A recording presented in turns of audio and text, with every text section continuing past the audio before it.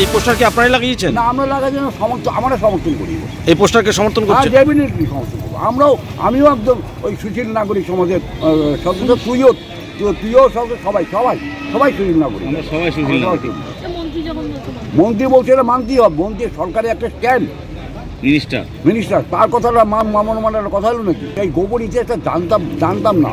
এটা আমার এই বৃদ্ধ বয়সে গোপন ইতিহাস জানতাম না। এটা জেনে আমার উপকার হলো।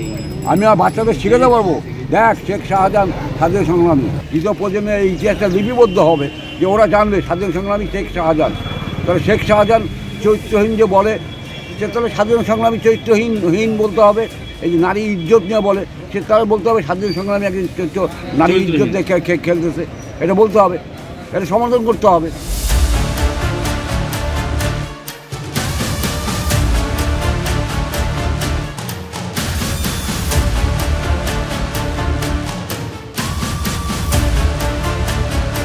যে বা যারা আজকে আলিপুরদুয়ারে এই পোস্টারটা লাগিয়েছে, শুনুন, আজকে স্বাধীনতা সংগ্রামী যার নাম আজকে এখানে উল্লেখ করা হয়েছে, যে শেখ শাহজাহান, আজকে ওনার মতো বর্বর, নিম্ন মানসিকতা, নোংরা এবং মানে ভণ্ডামি যাকে বলে, এটা একমাত্র তৃণমূল নেতাদের কাছে শেখ শাহজাহান স্বাধীনতা সংগ্রামী হিসেবে চিহ্নিত হতে পারে।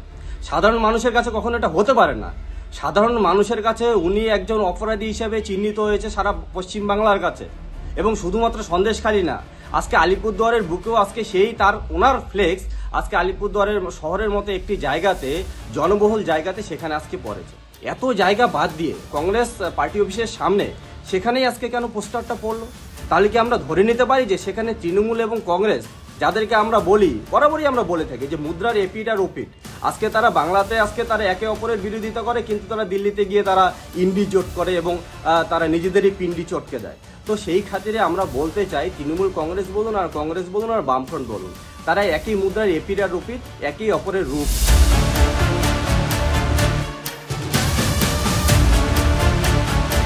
শেখ শাহজাহান স্বাধীনতা সংগ্রামী এমন একটি ফ্লেক্স পড়েছে এবং তাকে স্যালুট জানাই, এমন একটি ফ্লেক্স দেখা যাচ্ছে সুশীল নাগরিক মঞ্চ লিখে।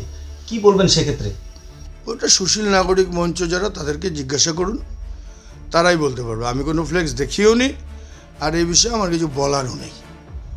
তারপর কংগ্রেস আবার এটা বলছে যে যারা লাগিয়েছে তারা ভালোই করেছে। সেটা কংগ্রেসের বক্তব্য। তো আমার বক্তব্য হবে না।